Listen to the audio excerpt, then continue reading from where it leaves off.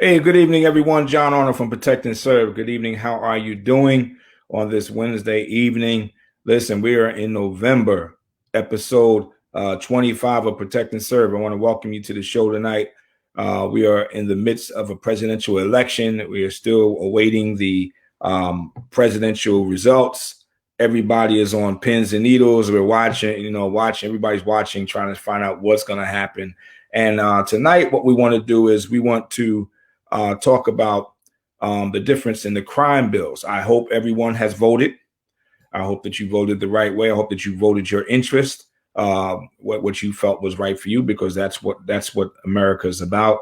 But we want to talk about a couple of the crime bills that both candidates put before us. We want to talk about the pros and cons of each and every one of each of them, because it does affect the community. It affects the safety of the community. It affects the police department's ability to properly protect and serve the community.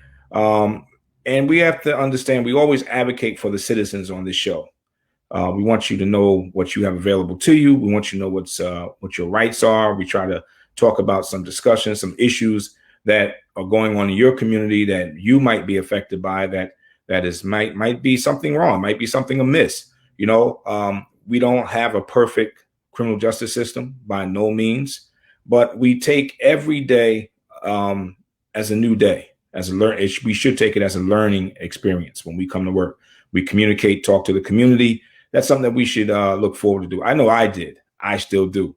I still enjoy talking to the community and finding out how I can do things better. Because I feel I have an obligation, as long as I'm on this earth, to try to do something better, to make life better for not only myself and my family, but for my fellow human beings and friends and family out there in the community. So listen, we want to talk about it today. There's about maybe 3 or 4 things that we want to discuss about each crime bill that affects you directly.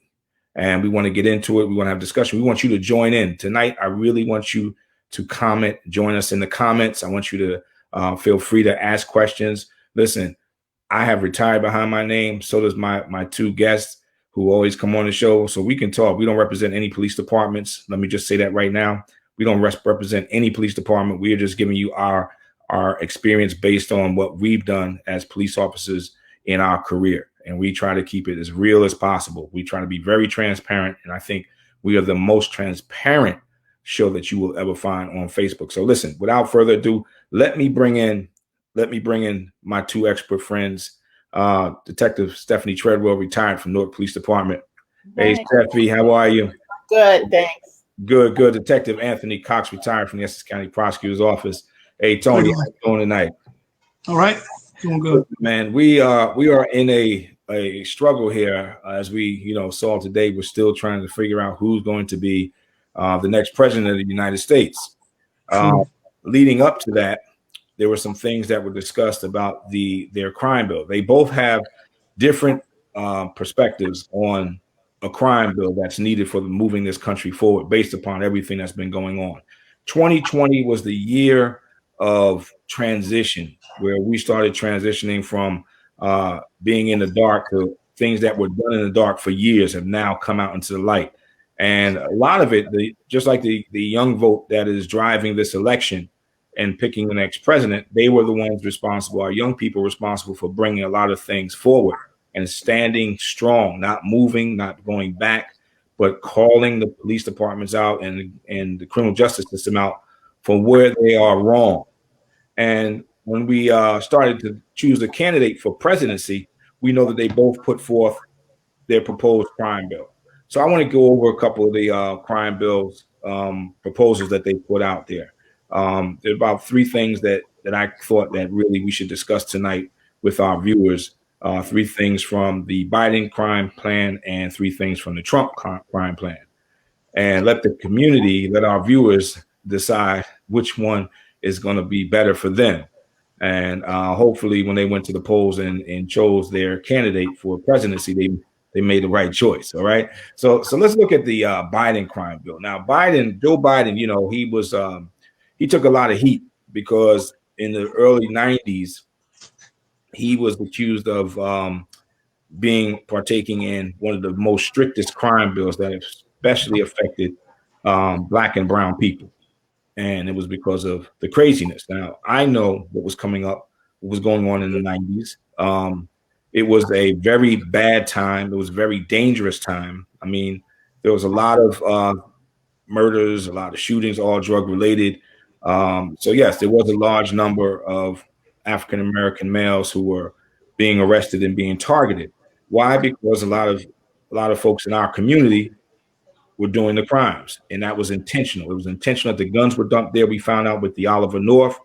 It was intentional the drugs were dumped into our community. And if you put those type of things in our community and you don't give us an opportunity to do anything in our community, work and make money and a living for our family, our young men are susceptible to going to life of crime. And a lot of folks got caught up in that. Joe Biden was one of the senators, I think, who pushed for that bill, as did a lot of elected officials. But now, since then, he's put together a team and they came up with some things to try to reverse what was done, the damage that was done, because I think now folks have brought to his attention that, listen, what you did then was wrong. And I think that he came forward and he put together this crime bill. One of the things that let's look at the three things that he put down. Tone, you and I share the same thing with the crime bill. Well, let's do the contrasting before the 3 points between the Biden and the 3 points between Trump. No, Joe Biden cut down on rates of incarceration, further government oversight of local police and prosecutors, and increase the rights and resources of formerly incarcerated people. Joe Biden. Trump, full support of increased police rights and protections, increased penalties for certain crimes, and cashless bail. Okay, so without even saying anything, you could tell that one crime bill is for the citizens and one crime bill is strictly for the police. Mm-hmm. All right. And, you know, there has to be somewhere in the medium that we come, that we still allow the police to do their job, but also we make sure that the citizens are protected and they're serviced. And I think, Steph, you had some extra things on yours that you were talking about when we were talking earlier about discussing these crime bills and things like that. Why don't you give us a little bit of your viewpoint? Well, one was the legalization of recreational marijuana, which Trump said no. And Biden also said no, but he would decriminalize it. That would be a good thing for me because I want to invest in some cannabis. That's some good stuff. Okay. All right. Okay. They did both of them. Well, as far as the death penalty goes, Trump said no.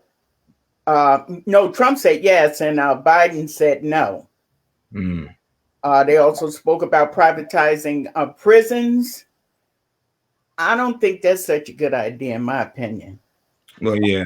I want to talk about that because that, you know, when I was deputy director, me and the director's chief of staff, we had a conversation about that because we found out that it was very easy to buy stock in a private prison.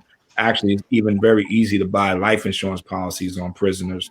And the rate of return is expected to be good because of recidivism. So they felt that it was a good investment for to do because they were banking on the individual losing his life once being released from prison. Wow. So they were selling insurance policies out there, and police officers were not exempt from purchasing them. And there were groups out there who were buying insurance policies on inmates, as well as investing in private prisons.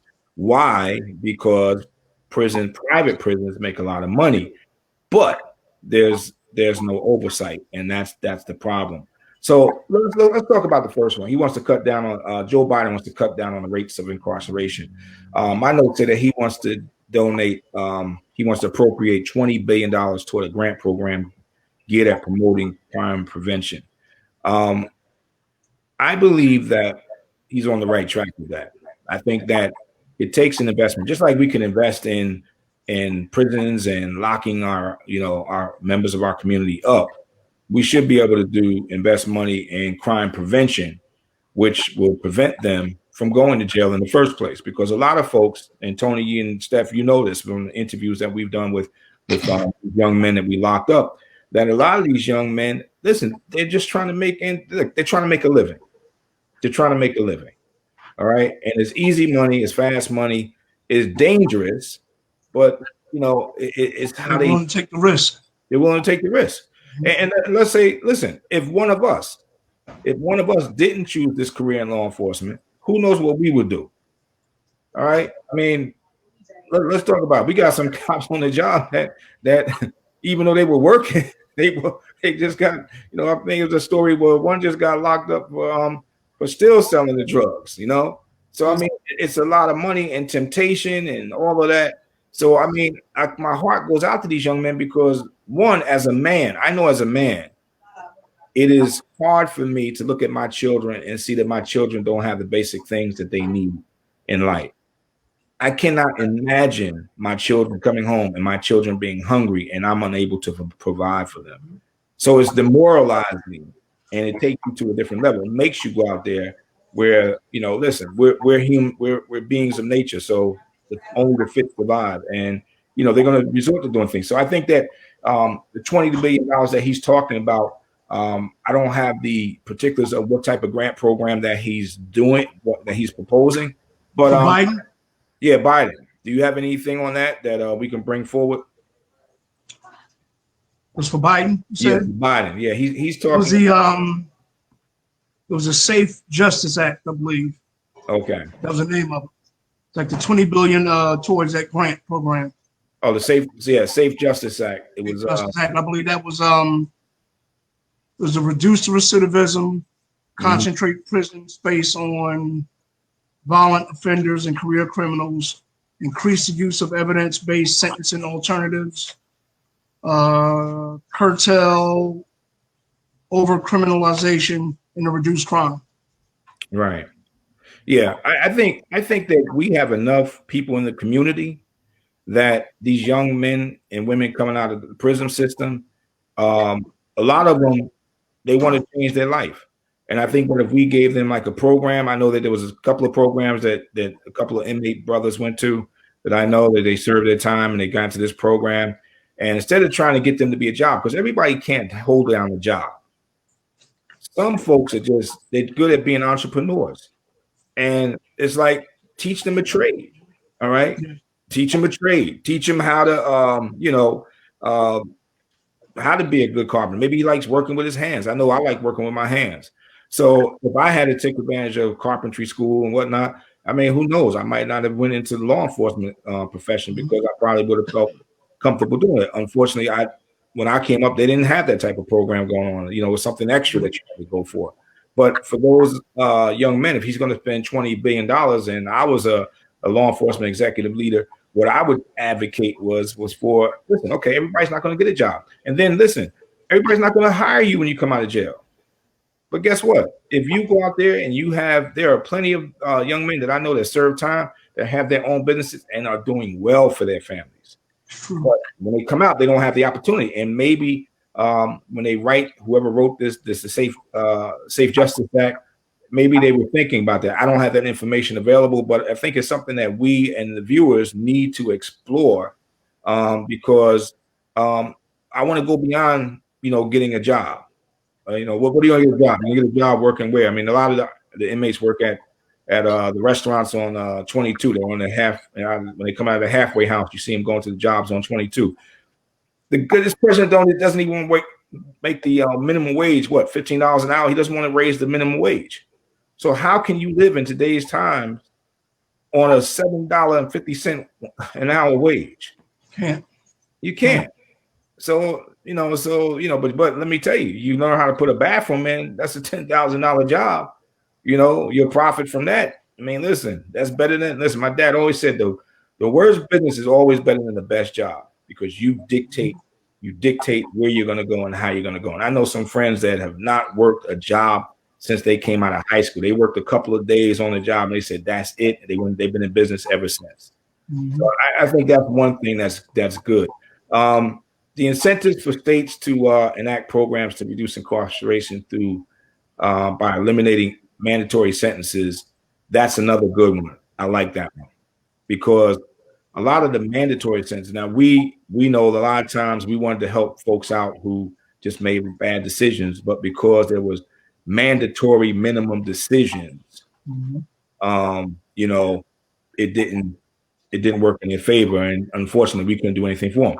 And then, okay, now let's talk about SHOP real quick. Let's talk about SHOP.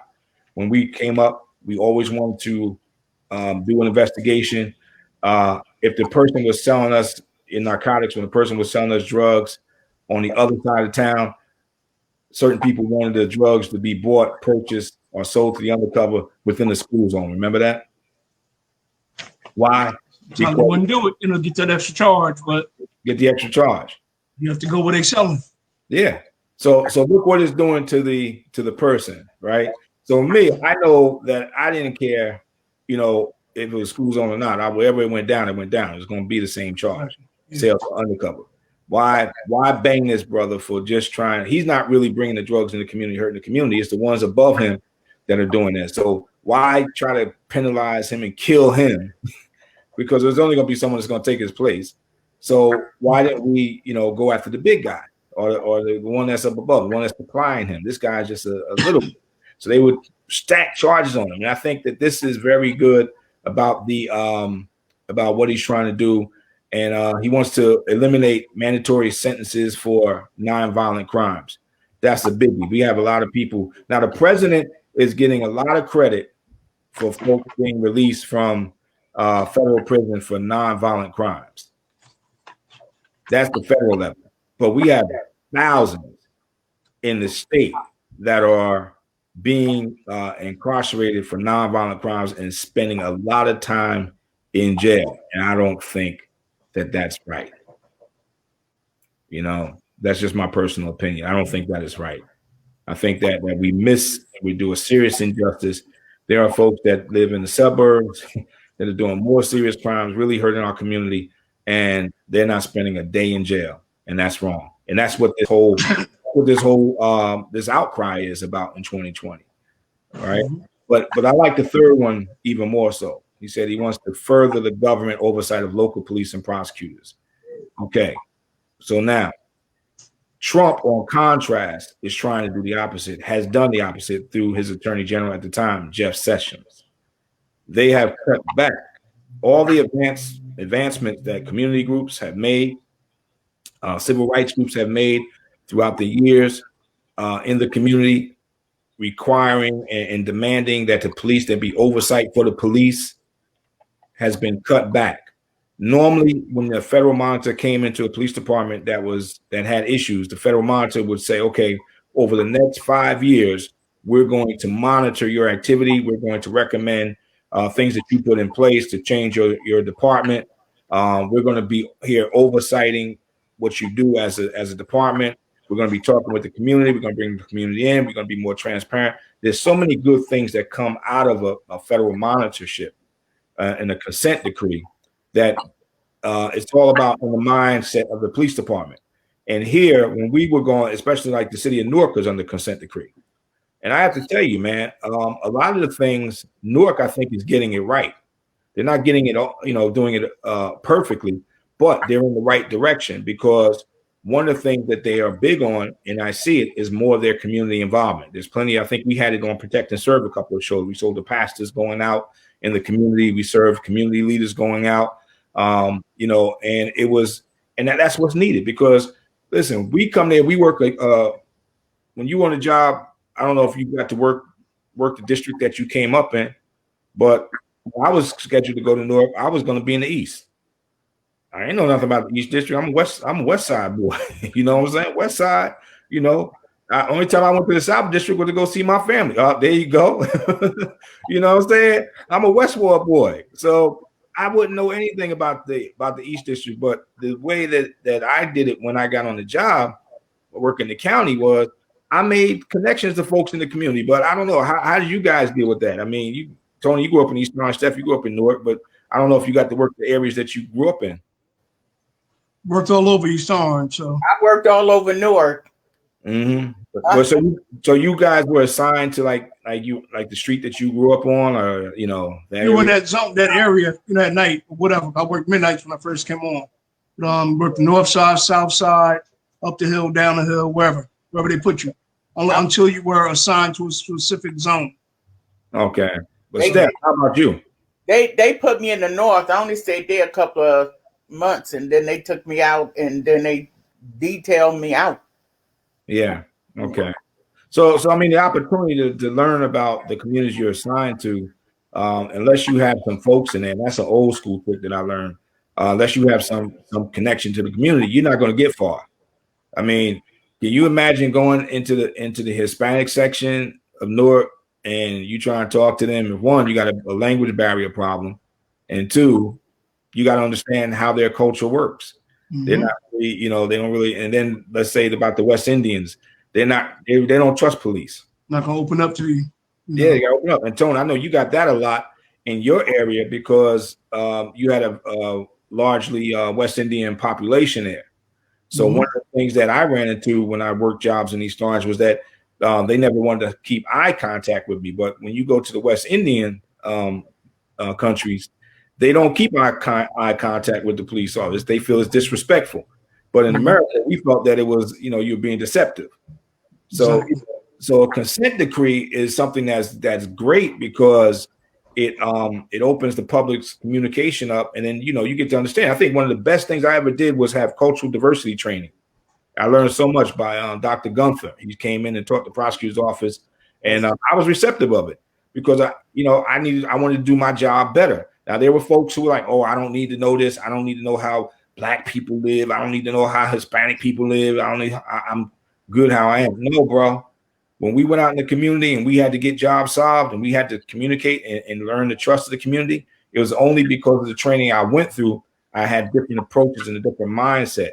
And that's what you get through, oversight from and I like what he said, not only police departments, but prosecutors' offices, because we can go on to a different subject in a different way, talking about prosecutors' offices.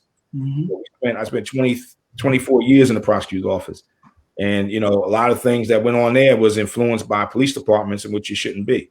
So, oversight of police departments and prosecutors' offices. And then I like one other thing, Tony, I think you covered this. He said, increase the rights and resources for formerly incarcerated people. Mm-hmm. And that's the other thing. I think is in California that just everyone that was incarcerated that was released from jail, they got their voting rights back. Yes. Yeah. That's big. That's real big, but it's fine. I mean, we're moving in the right direction. But on a federal level, I mean, it has to be addressed on a federal level because there is no national standard. And I think that's another thing that Biden wants. He wants a national standard for use of force throughout the land for police departments, because what's considered deadly force here is completely different in Florida. Yes.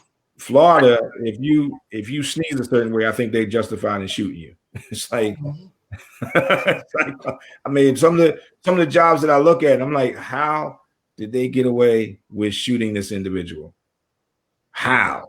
And they come back, and because of the law, they get exonerated. And I think it's so fair. I mean, as a family, I mean, listen, I have children. My children never got into a altercation with police, or the rest went to the left or just to the right, and they killed my child. I really have a problem. I think I really would have a problem with I don't know what I would do. I'm just being honest, because knowing the law and knowing what happens, I would want blood. I would want blood, and who would be? So my heart goes out to families, and I hope that this is something that we can work on a national level to bring some type of uniformity to use of force within police departments. But all right, so let's jump down to Mr. Trump for a second. All right, who wants to talk about Mr. Trump, about his plan? Because his plan, I want to talk about. I really want to talk about his plan. No, I do not have I'm speaking shirt on. Well, we gotta talk about it because the viewers want to hear about it. So who want to go ahead, Tony? You want to talk about it? He said full support for increased police rights and protections. So he wants to protect the police, increase the rights. I think they have a right. That leads to another issue, but I'll get to that in a minute. Yeah. Increase penalties for certain crimes. And cashless bail. Now, okay, so you know what? Let's go from the bottom up. Okay. The cashless bail system. That, I'm sorry, but people of color do not have, a lot of them do not have equal pay. Listen, the median income of Black and brown people in the community is so far below poverty level that if you get accused of a crime, because it takes nothing for you to be accused of a crime and the police to lock you up and put you in bail. If you can barely feed your family, how can you be expected to make bail on an allegation of a crime? Not saying that you got caught red-handed doing the crime, but you got an allegation of a crime. And there's several different crimes that you can be alleged to have committed, get locked up and placed in jail. Let's talk about maybe child abuse case or a date rape type of situation. Either way, whether it be a male or a female, now you're locked up, you're incarcerated, you don't have bail money. So what Trump wants you to do is he wants to send you to jail, keep you in jail until your trial. So what that means that if I got accused of a crime, that first of all, I might not have committed. Charles Upshaw said most families have zero reserves. You're right. They live in paycheck to paycheck. So now you accuse me of a crime that I didn't do, but I have to spend all this time in jail. I lose my job because when you're working and you don't show up because you're in jail, you lose your job, you get suspended or whatever, right? And now on top of that, I got to stay in jail because I can't make bail. We're trying in New Jersey, and I'm not saying it's perfect because I have some issues with the bail reform that we're doing now in Jersey, but I don't believe that a person should stay in jail until trial. I think that there should be some type of bail program as Biden is talking about, and most up to date folks are talking about that deal in criminal justice and criminal reform are talking about to allow the person to at least be free on bond as opposed to staying in jail. Because listen, there's if it's an indictable offense, one, you have to get the investigation has to be completed, has to be presented to a grand jury. It has to be a verdict that comes back from the grand jury. Then it has to be prepped for trial. You know how long that process is?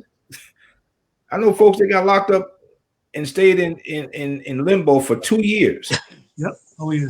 And probably wouldn't have got that much time. And got the case thrown out. How about that, Steph? Got the case thrown out because there was a lack of evidence. Because it was an allegation. Yeah. So a lot of times we used to get this in child abuse, and we used to get this in some rape cases where the person would allege rape, or the child would say that they were sexually assaulted, but there was no evidence there, and it didn't happen. And a thorough investigation would have done that, but it takes time to do a thorough investigation. A lot of times, man, when the allegation is made, boom, we're so fearful of being sued, we just make the arrest, throw the person in jail, and it takes a while. So, I mean, it really needs to be looked at. There really needs to be a criteria. But now we had proponents on the other side that say, okay, we let this person out and they got out and they committed more crimes. That's the other argument. That's the other one. We let them out, meaning, well, not we, but the police department and the criminal justice system they went out and committed a murder. I think we had a case like that in Essex County not too long ago. The gentleman got locked up. He got out, he came out and killed a young lady and a member of her family. So yeah, there has to be a discussion. And I understand what drove them to say to end cashless bail, but it's unfair to a lot of people. So, I mean, yeah, we have to have a discussion. There has to be a further discussion on that because, yes, I understand both sides of the equation, but there has to be a medium, and each case has to be, it can't just be a blanket cookie cutter approach to it. It has to be, different. If it happens in the suburbs where they can negotiate bail for folks who are locked up there who are executives of companies, why can't it be for families in the inner city whose members work at Home Depot as sales associates and assistants. So that's the disparity, and that's what we have to have a real conversation about moving forward. The increase the penalties for certain crimes. Did you say that, Tone? Did you cover that one? Yeah. So did they list what kind of crimes that they were talking about? Because no. I'm kind of curious. Nope.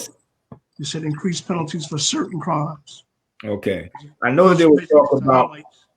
Okay, I know that they were talking about one time increased penalties for crimes against police officers because I know Trump touts himself as being the what I call it. No, sorry. He touts himself as being the president for law and order, right? Get that. Those of us who are in criminal justice, we know that he should be under the jail right about now. All right, but he's the president of law and order. And a lot of police unions jumped on that, and they supported him and not Joe Biden because one, Joe Biden is talking about sense. He's talking about reform and bringing things to the table that we really need to have. That the community is discussing. The people who employ the police are discussing these things and talking about wanting reform and change. But for Trump and the crew, they don't want to hear that. Which brings me to I just want to digress for a second because I'm very disturbed by a lot of these forums that I'm in with law enforcement, with this new breed of law enforcement, where they feel entitled, and I just don't understand it. I just really don't understand it. I just don't. When I read a lot of the statements that they make, one of the things we talk about, you hear a lot right now is Blue Lives Matters. I mean, listen, they got everybody's jumping on what life matters. The reason why Black Lives Matter is an issue or was being screamed out because of all the lives. Listen, first of all, we know all lives matter. We don't have to be told. We know all lives matter. But if all lives matter, then Black lives have to be included in that. And it's not. And that's why they had to yell out that Black Lives Matter. But now here it is, and it's funny to me, Blue Lives Matter. That Blue Lives Matter, that's a choice you make to become a police officer. Yes. Black Lives Matter. We're born black. We can't make that choice. We're born into this race. Blue lives is a choice. That's a career that you choose. Right. Everybody's life matters, but you say for anybody that has a job to say their lives matter. And that's right, because you can walk away from police work and become a doctor, a nurse, you can be you become a carpenter or whatever. It's a choice. Does it still matter? Does it still matter that Blue Lives Matter then? Because if you get fired from the job for something that you did, I don't think you're gonna be out there talking about Blue Lives Matter. You be, I know they've cussed at me and stuff because getting suspended and stuff like that. And the thing is that it doesn't. It's not a choice, like you said, Tony. You weren't born in a blue family. Like being a police officer. You chose to do that. You had to qualify and go through something to do that. But the problem I have with is that this sense of entitlement with the new officers, and I think that feeds to the problem. Like we were sharing. I don't know if you want to share that what we talked about, Tone, an experience that someone had on the road down in one of the southern states. Was down in one of the southern states last week. They drove through a Trump rally, and the young lady rolled down her window. She was in the back seat of the car, and she was videotaping. Said a police car pulled up with a Trump sign on it and stated, "Is there a problem?" She stated, "No, I'm just videotaping." He said, "I didn't think so. Move or else." And they drove away. My thing is, come on. It wasn't there, but this is what they told me what happened. And they were upset, concerned about it. So I gave them some pointers on what to do. Well, see, and police departments are supposed to be apolitical. They're supposed to be apolitical. I don't agree with when you attach a Blue Lives Matter patch to your uniform or put on your car or whatever, you're making a statement. You're making a political statement, and to some that could be a form of intimidation. Why? Because we have two flags we want to show you. The first one is the American flag with a blue line through it. Let's look at that one if the producer has that one.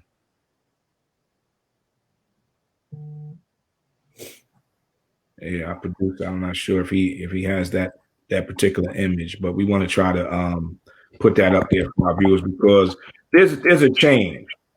We have the one thing which started out as a gesture. I mean, come on, when we're police officers, we're there for solidarity. All right, we look for solidarity, but there comes a point in time where we can't put ourselves over those who we're supposed to work for. It's like completely different, So you're here as a police officer, sworn to protect and serve. You're employed by a municipality, by the people of government, and here it is. You don't offer them protection. They have to be worried about, This is the flag, the regular, Blue Lives Matter flag, right? And this is the new one that they're coming out with, the new Confederate flag. Yeah. See, so that's the problem. Did they have? Can you put that one back up, Tom? That one with the Confederate flag. Does that say? Okay. So that says Blue Lives Matter, and it has the Confederate flag. So one, the Confederate flag itself is already a symbol of hate and racism and division. Now you connect, a blue line through it. Now what are you saying? And now when they look at that, whenever someone who innocently wears that patch, because listen, when the patch first came out, I had it on my bags, but guess what? I don't wear that patch on my bag anymore because the simple fact that I'm kind of, leery of wearing it because I feel that, people are going to take it the wrong way.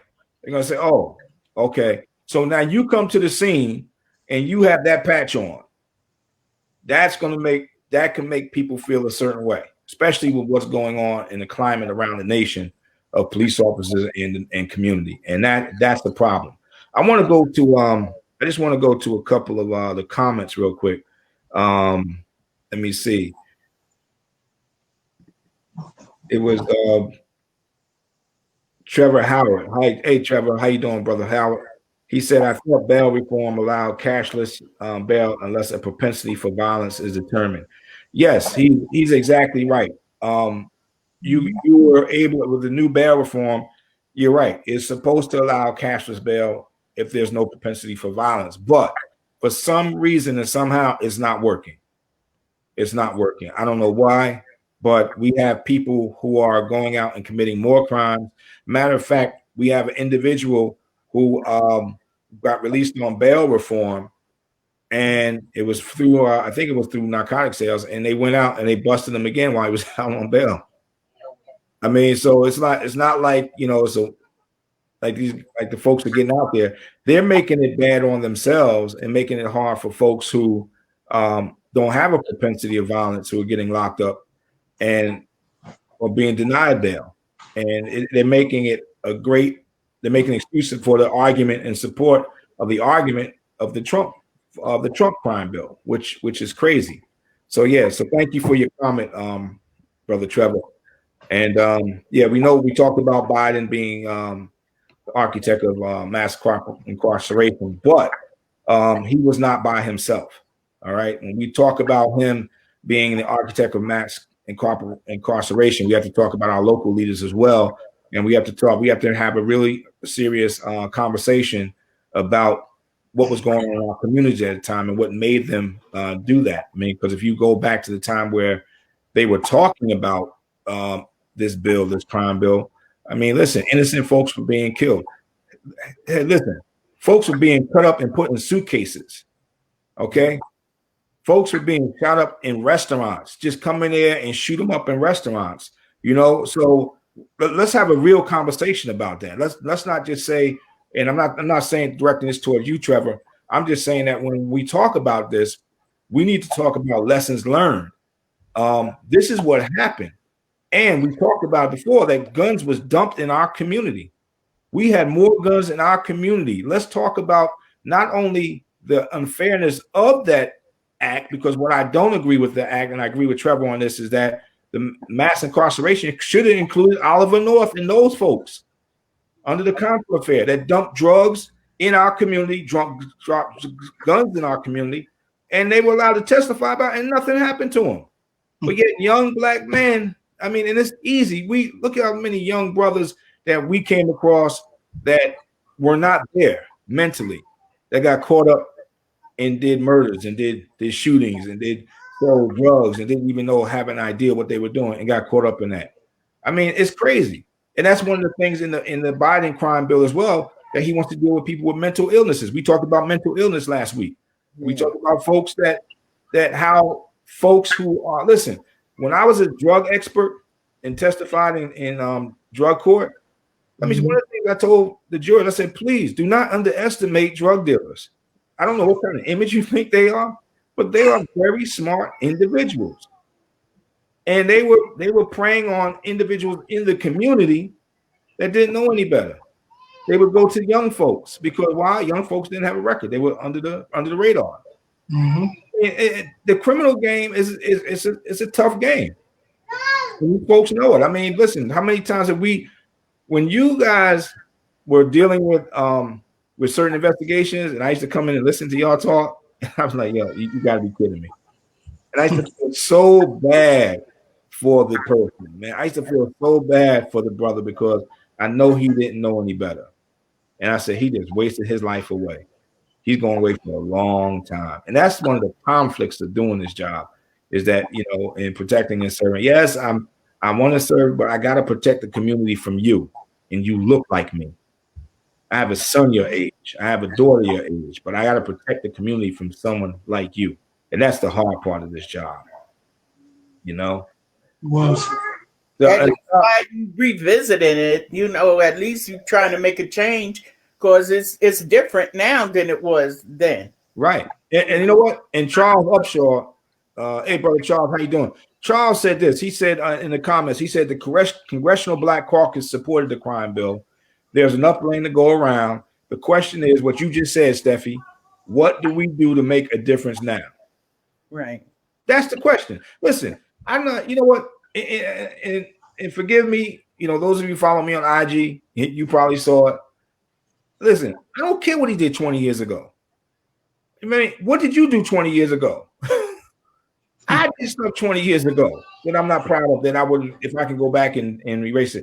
But what am I doing now? That's the question. And that's what we have to worry about. If we're going to keep people in the back of the, in the forefront for things they did on the back end, then all of us are guilty. Because as Charles brought up, the Congressional Black Caucus was part of that too. We had black prosecutors, we had black chiefs of police, and it was out of hand. And innocent folks were crazy. So we needed something like that in our community to keep our residents safe. So, that's the problem. That's one of the things. I like these comments that are coming in. Trevor Howard said, no excuse for crack cocaine disparity. There was no follow-up by black leaders for the seeding policy, just weeding policy, pure incompetence. Absolutely right. But Trevor, let me say this. One of the things I saw in the Biden crime plan is that he wants to, and I think you said it, Tony, he wants to eliminate the disparity between crack cocaine and cocaine.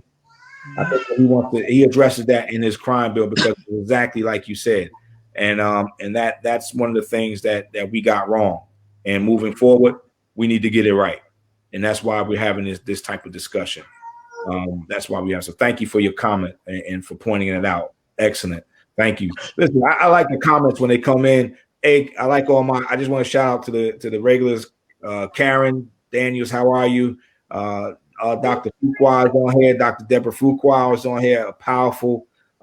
Listen, you got to follow her on IG and on YouTube. She does some awesome things.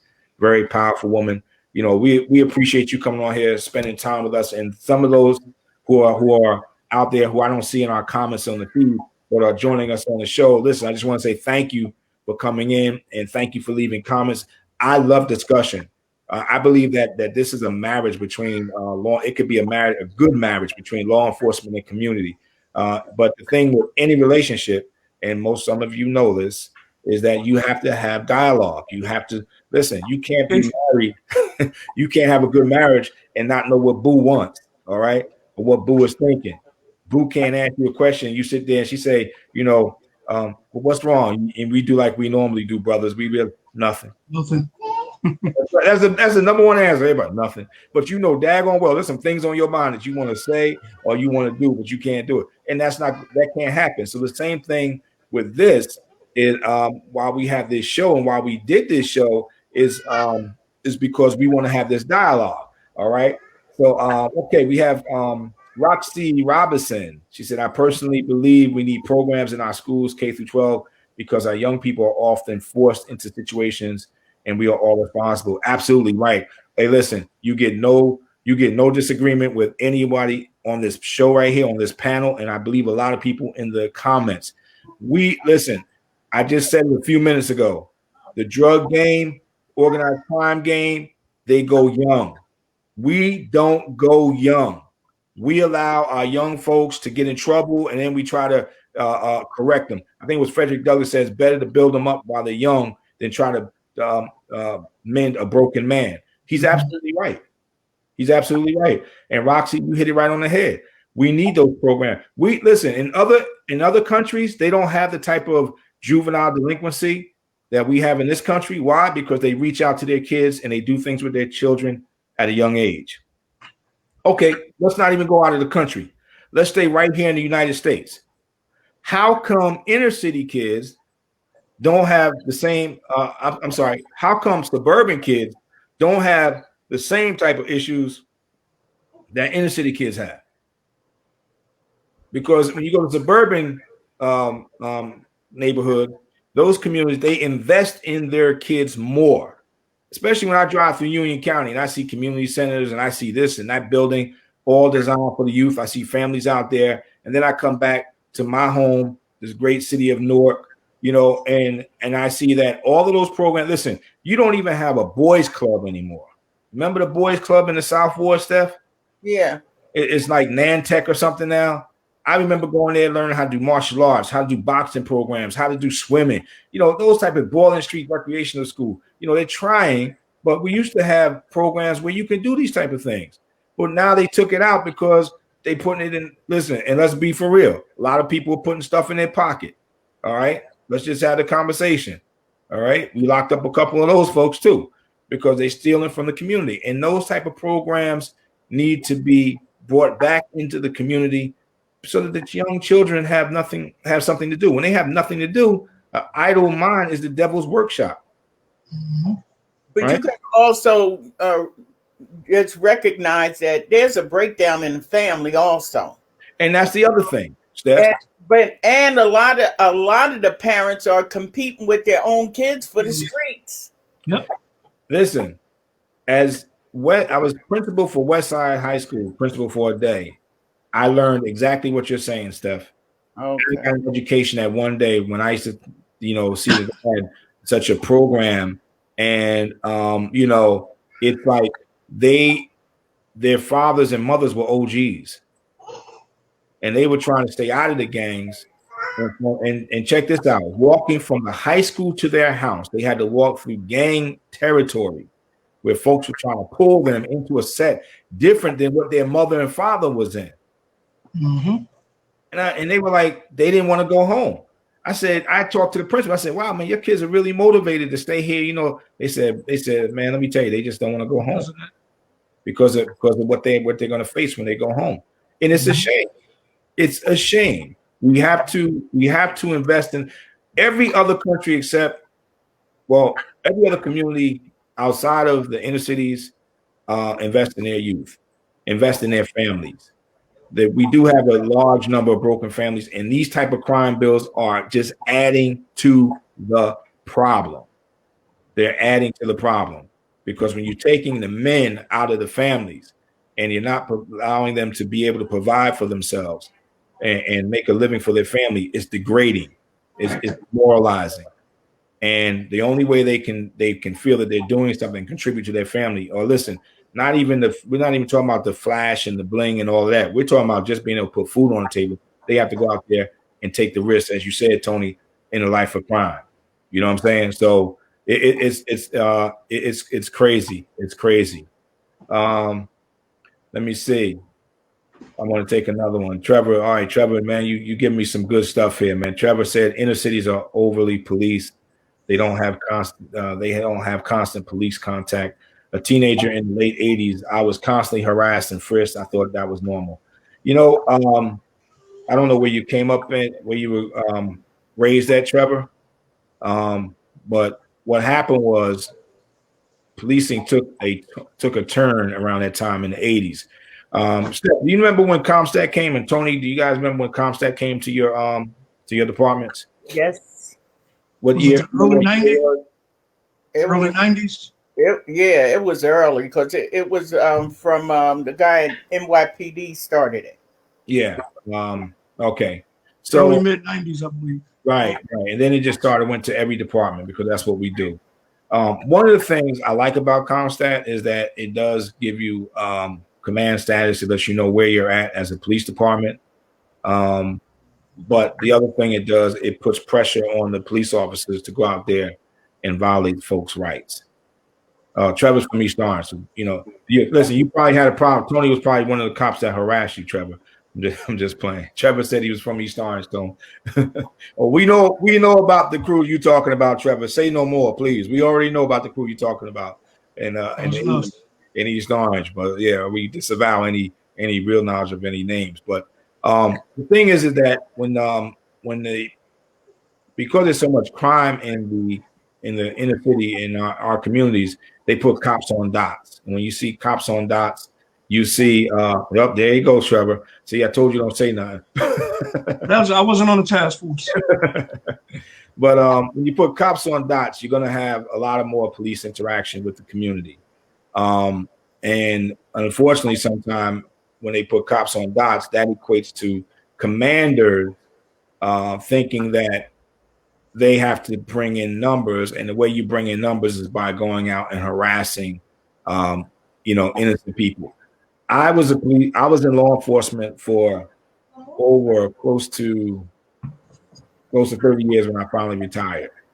And when I retired, I came out, I didn't carry a gun, I didn't carry a badge, I didn't carry anything. I just was at a point where I was just disgusted with law enforcement and I left. I retired, I left, I walked away.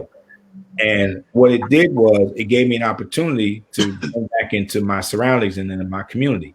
And I understand what you're talking about when you say that you were harassed, because I would get the looks, but then they looked at me and said, wait a minute, he's a little seasoned. He's not like but the fact that I was a black man walking in the community, I started doing some, odd jobs here and there just to stay busy, make a little extra cash.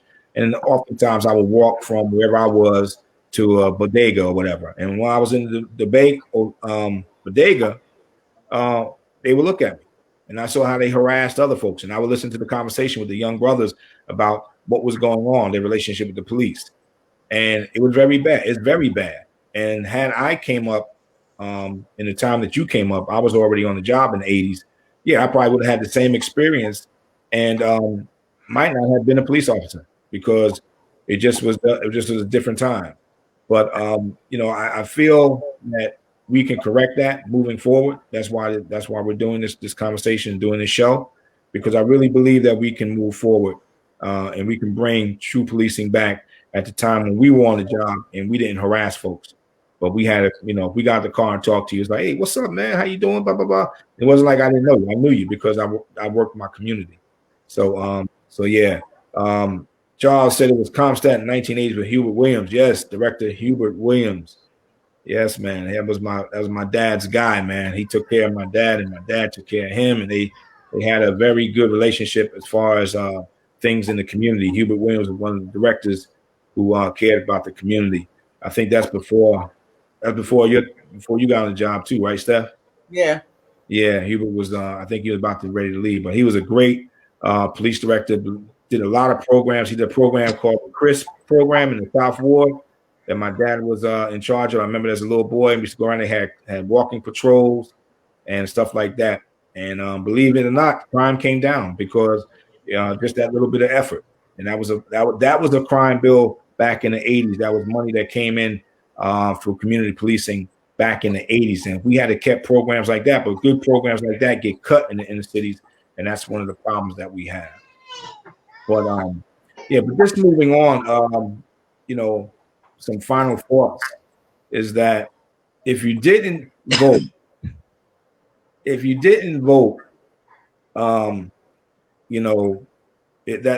that's a serious problem. I tell folks a lot of what I was surprised was when I saw the results of how many black males voted for Trump or didn't vote at all. It was shocking because I said, you know what?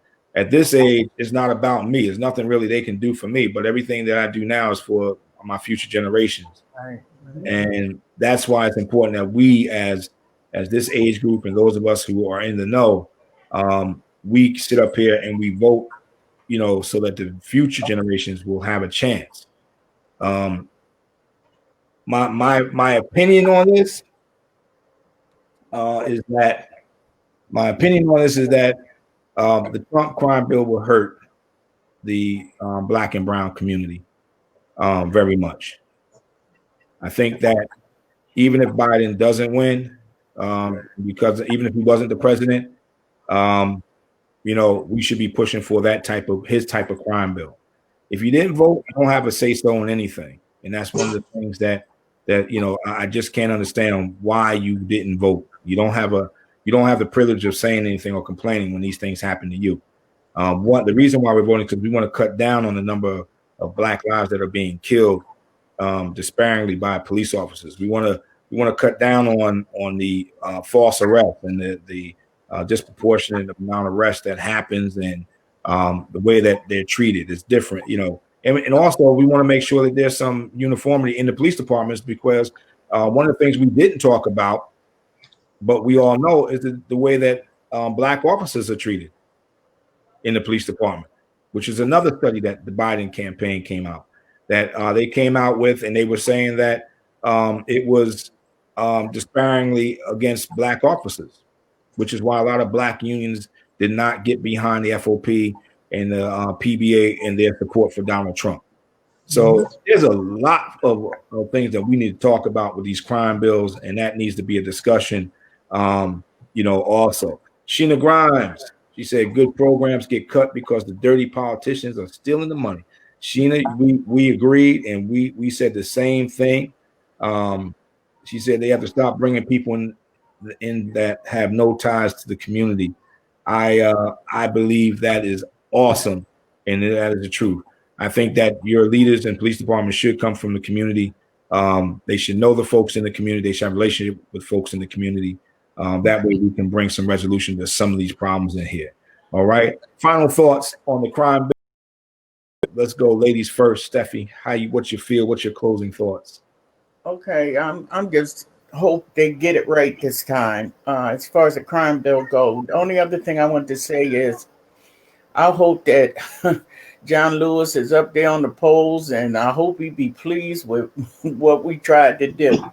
Yes. Yeah, he was a listen, we lost a good one there. He worked hard for us to vote, though, I'm telling you. Yes. Crack his head open and Yes. Yeah. Tony, what's up?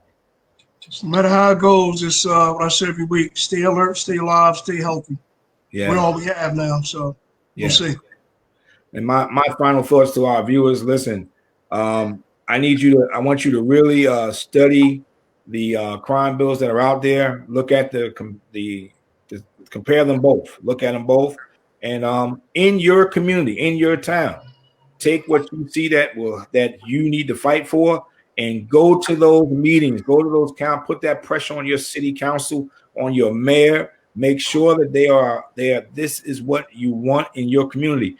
Understand this. I don't care what they say, and I might take flack from some of my brothers and sisters in blue, but they work for you. I expect my police department, when the township that I live in, to service me. When I call and I see parked cars, when I see folks that are breaking into cars and stuff that's going on, I expect them to respond and not question me and third degree me as the caller, but do your job. My tax, now listen, I don't have to get out of bed and go to work and make a living and pay taxes to pay your salary. All right. I do that because I believe that that's my fair share of what I should offer back to the community. But I expect service, and that's what I want, and that's what you should demand, service. They demanded it from the three of us, and you should demand it from the folks in the police officers in your community. So I'm John Arnold, Steffi Treadwell, Anthony Cox from Protect and Serve. Listen, we will see you next week. Take care. Thanks for tuning in. And let's keep praying as a nation. Let's keep praying. Let's keep watching this presidential election and praying that the right thing happens. Y'all have a good night. We'll talk to you again soon. See you next week. Love you more. Love you more. Yep.